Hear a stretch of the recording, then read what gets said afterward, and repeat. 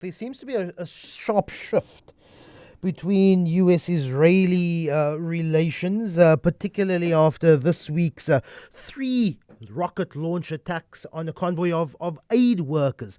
Just this week, several people died, including British, Australian, and American aid workers. The United States issuing what is possibly the strongest public rebuke towards Israel on Thursday since the start of this war with Hamas. The American policy, President Joe Biden said that it wants a ceasefire concluded as soon as possible. Thembisa Fakude is a senior research fellow at the Africa-Asian Dialogues. Really appreciate your time. Thembisa, is this the strongest rebuke or the strongest indication of growing tensions between US President Joe Biden and Benjamin Netanyahu? Thembisa? Well, I don't think so. I think the Americans are just not very serious about solving this problem. Notwithstanding what's been happening between them and Israelis, they've since approved arms sales worth billions of dollars to Israel. So it's double speak. While Joe Biden keeps on telling us that he wants Benjamin Netanyahu to restrain himself and stick to protecting the civilians and ensuring that aid trickles into Gaza, we see the opposite in terms of the United States continuing to arm Israel in order for Israel to continue killing the Palestinians. So this is double speak, and I don't think anyone is taking it serious. This attack on that aid convoy does also have an impact on the further distribution of aid. Currently, from what I'm hearing, is that the distribution of aid not necessarily being stalled, but going out and trying to provide aid to Gazans with a little bit more caution, and that has been some of the consequences of this week's rocket attack on that aid convoy. Well, most of the aid givers in Gaza at the moment have since suspended their work because of what happened to the Central World Kitchen. So it's worse times for the Palestinians after these very, very essential services were suspended because of the continuing targeting of aid workers by the Israelis. By the way, what happened a couple of days ago to Central World Kitchen is not the first time. You have hundreds of other aid workers that have been killed, both in the West Bank and in Gaza. And the reason why we have this one amplified this time around is because it involves Europeans. So the majority of those that were killed, only one Palestinian was killed this time around in that convoy. But I think about 6 or 7 of those that were killed were European citizens. And that's why it made headlines, unfortunately. Yeah.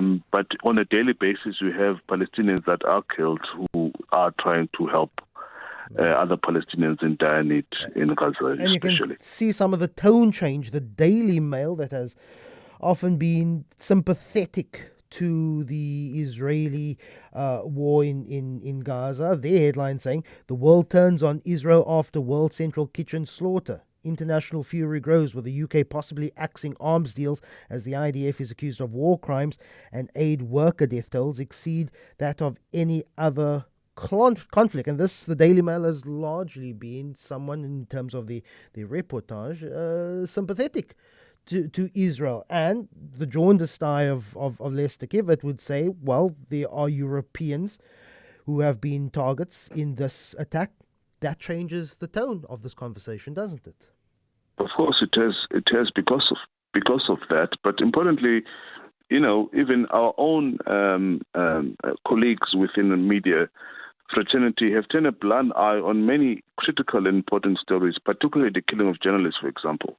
In Gaza especially, over 133 journalists were killed in Gaza. And we don't hear the amplification of those kind of reports. Again, it's because those that are killed inside Gaza at the moment are Palestinians, not Europeans. So the killing of the aid workers from the World Central Kitchen, although, of course, it's sad and we condemn it and we sympathize with those that are impacted and affected by this, particularly the family members. But, it depends at the moment of who you are in terms of your passport in Gaza. If you carry a passport that's different to the Palestinians, of course, your story is going to catch the headlines, but if not, you are likely to just become part of the statistics.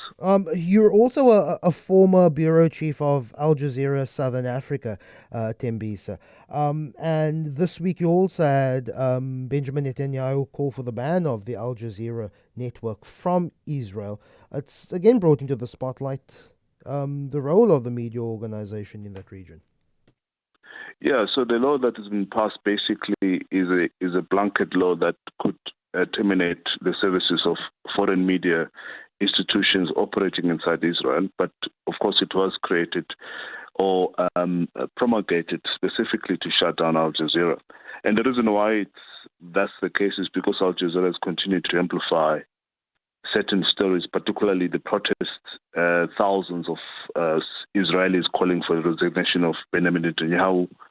Whilst most media institutions have been muted in terms of this story, I think that was the last straw a couple of days ago. And Benjamin Netanyahu, of course, his intention is to try and continue with his crimes, heinous crimes, and hope that they won't be covered nor broadcasted around the world. Al Jazeera, of course, has insisted that to find other means to broadcast. Benjamin Netanyahu has accused Al Jazeera of being part and parcel of Hamas and they facilitated the events of October the 7th, but Al Jazeera has dismissed those allegations as ridiculous.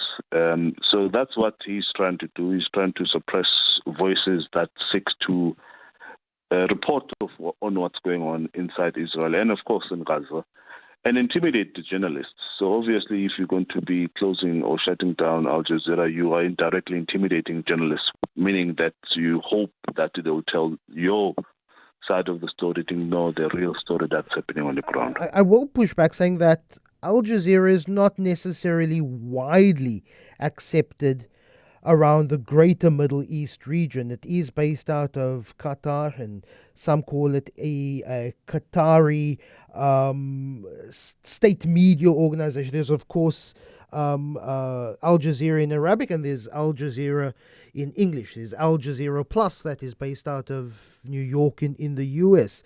So there is also some criticism that Al Jazeera also plays somewhat of a geopolitical role, particularly in its Arab language channels, Thembisa. Well, I think, the vote of confidence for me is the accolades and awards that Al Jazeera continue to receive from various parts of the world, from various institutions. These are colleagues from the media fraternity, most of whom are based in Europe and in America, who continue to give Al Jazeera these awards and accolades and acknowledging them as one of the best media institutions of our times. That, to me, one is a vote of confidence and a statement of confidence in what Al Jazeera continues to do in terms of their professionalism and good journalism. Number two is that Al Jazeera employs some really good journalists. Some of the most respected journalists in the world are employed by Al Jazeera. And I don't think they'll sacrifice and compromise their careers by being embedded with terrorist organization. So it is going to be blamed because it's the first of its kind, at least in Arabic, that has been so open. So there's no precedence in terms of Al Jazeera Arabic. Al Jazeera Arabic is the first open, free source of information and media institution in the Arab world that is telling the story as it's telling it. Thembisa Fakude is a senior research fellow at the Africa-Asia Dialogue. Also will clarify, he is also a former bureau chief for Al Jazeera who covered Southern Africa.